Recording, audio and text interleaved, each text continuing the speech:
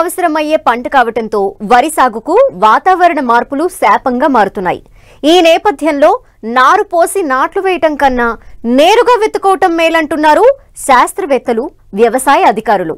ఈ నేపథ్యంలో శ్రీకాకుళం జిల్లా రైతుల చేత వరిని పొడి పద్ధతిలో సాగు చేయిస్తూ తక్కువ పెట్టుబడితోనే పంట దిగుబడులను పొందేలా ప్రోత్సహిస్తున్నారు డాక్టర్ రెడ్డీస్ ఫౌండేషన్ సంస్థ. ఇందుకోసం శిక్షణ కార్యక్రమాలు నిర్వహించడమే కాకుండా ఫర్టిలైజర్ కమ్ సీడ్ డ్రిల్ ని సబ్సిడీ కింద అందిస్తున్నారు.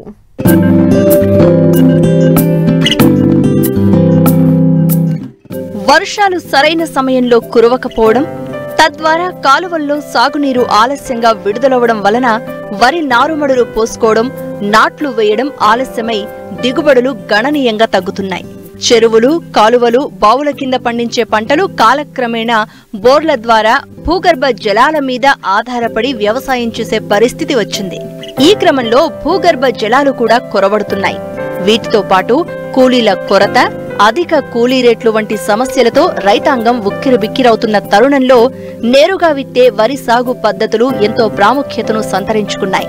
ఇటీవలి కాలంలో కొంతమంది రైతులు పొడి నేలలో పొడి వరి విత్తనాన్ని వెదబెట్టడం, దమ్ము చేసిన మాగాణుల్లో డ్రమ్ సీడర్తో మొలకెత్తిన విత్తనం వేసుకోవడం లేదా వెదజల్లడం వంటి పద్ధతుల్లో వరి సాగు చేస్తున్నారు. ఈ పద్ధతిలో 20% నీరు ఆదా అవుతుంది. 10 రోజులు ముందుగానే పంట కోతకు వస్తుంది. పంట దిగుబడి కూడా 15% పెరుగుతుంది. అందుకే శ్రీకాకుళం జిల్లాలో డాక్టర్ రెడ్డీస్ ఫౌండేషన్ రైతుల చేత పొడి పద్ధతిలో వరి సాగును గత 2 ఏళ్లుగా చేయిస్తోంది. ఇందుకోసం రైతులకు పొడి వరి సాగు పట్ల అవగాహన కల్పించడమే కాకుండా ఫర్టిలైజర్ కమ్ సీడ్ డ్రిల్ ను సబ్సిడీ కింద అందిస్తున్నారు. మేము డాక్టర్ రెడ్డీస్ ఫౌండేషన్ లో భాగంగా కార్యక్రమాల భాగంగా action for climate and environment ప్రోగ్రాంల భాగంగా మేము రైతులకు ఆధునిక సాంకేతిక పరిజ్ఞానాన్ని అందించడం, అలాగే శిక్షణా కార్యక్రమాల ద్వారా పెట్టుబడులు తగ్గిస్తూ దిగుబడులు పెంచే కార్యక్రమాలు చేపట్టడం జరుగుతుంది. ఇందులో ముఖ్యంగా దేశవ్యాప్తంగా చేస్తున్న కార్యక్రమాల్లో భాగంగా శ్రీకాకుళం జిల్లాలో 13 మండలాల్లో మేము పనిచేయడం జరుగుతుంది. అయితే కూలీల సమస్య ఎక్కువగా ఉండటం, సరైన సమయానికి కూలీలు దొరకలేని ప్రస్తుత పరిస్థితుల్లో రైతులు నూతన సాంకేతిక పద్ధతుల పట్ల అవగాహన పెంచుకోవడం ఎంతైనా అవసరం అని చెప్పేసి గత 4 సంవత్సరాలుగా మేము వరిలో ముఖ్యంగా ప్రత్యామ్నాయ పద్ధతులు ఏమున్నాయి, డ్రమ్ సీడింగ్ కానీ లేదంటే ఫెర్టిలైజర్ కమ్ సీడ్ డ్రిల్ అనే యంత్రంతో నేరుగా వెదజల్లే పద్ధతులైనటువంటి పద్ధతులు మేము రైతులకి నేర్పించడం జరుగుతుంది. దీనివల్ల ఉపయోగం ఏంటంటే సాంప్రదాయ పద్ధతిలో మనం వ్యవసాయం చేసేటప్పుడు రైతులు ఎక్కువగా నారుమడి తయారీ, అలాగే నారుని తీసి 4 రోజుల తర్వాత నారు పెరిగిన తర్వాత ప్రధాన పొలాన్ని తయారు చేసి దమ్ము పట్టి ఆ దమ్ము మడిలో నారు తీసిన నారుని మహిళా కూలీలతో ఉడిపించడం జరుగుతుంది. ఈ కార్యక్రమాలు జరగడానికి మనకి 4 రోజుల వ్యవధికి సుమారు ట్రాన్స్ప్లాంటేషన్ వరకు, ఉడుపు అయ్యే వరకు కూడా మనకి 6,000 రూపాయల వరకు ఖర్చు అవుతుంది. దీని అంతటిని కూడా మనం తగ్గించాలనే ఉద్దేశంతో ఫెర్టిలైజర్ కమ్ సీడ్ డ్రిల్ అంటే విత్తనము, ఎరువు ఒకేసారి వేసుకునే యంత్రాలను మనం రైతులకి ఈరోజు అందుబాటులో తీసుకురావడం జరిగిందనమాట.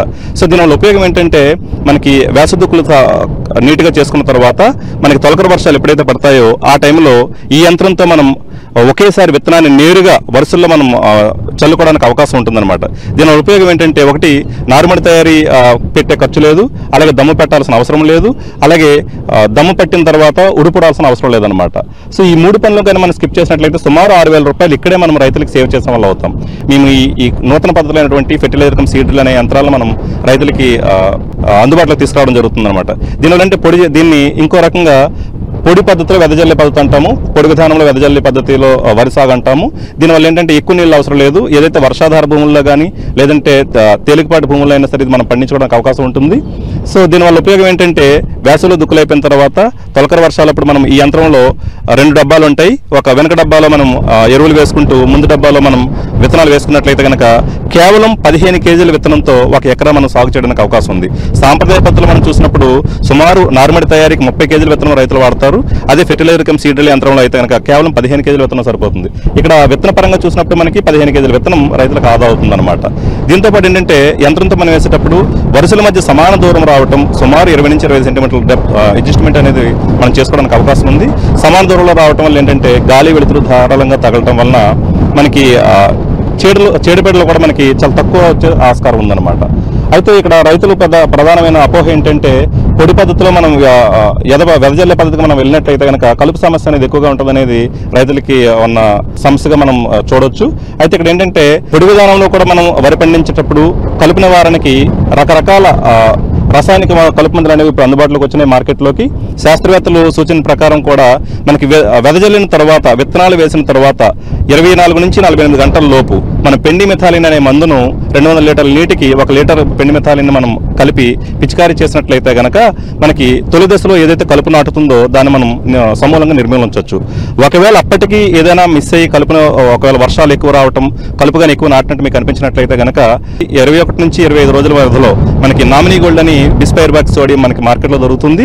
దీన్ని ఒక 100 ml 100 మిల్లీలీటర్ల మందుని 200 లీటర్ల నీటిలో కలిపి మనం కానీ పిచికారీ చేసినట్లయితే గనక సో వెడల్పాటి కలుపు మొక్కలు అలాగే గడ్డి జాతి కలుపు మొక్కలు కూడా పూర్తిగా నిర్మించడానికి అవకాశం ఉందన్నమాట.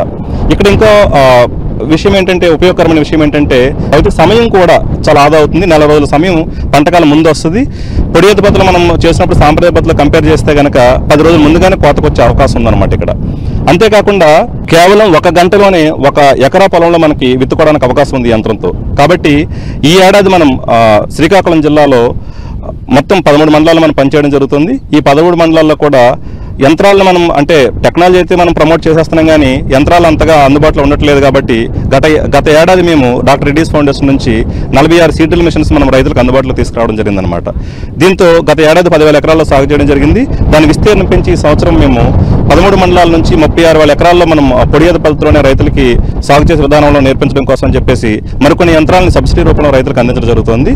ఎవరైనా రైతులు ఈ యంత్రాలు కొనుగోలు చేసుకోవాలని ముందుకొస్తే కనుక యంత్రం ఖరీదు మార్కెట్లో ఒక్కొక్క కంపెనీ ఒక్కొక్క రేటు ఉంది. మనకేంటంటే మార్కెట్లో 7 వరుసలు అలాగే 9 వరుసల మిషన్లు మనకు అందుబాటులో ఉన్నాయి.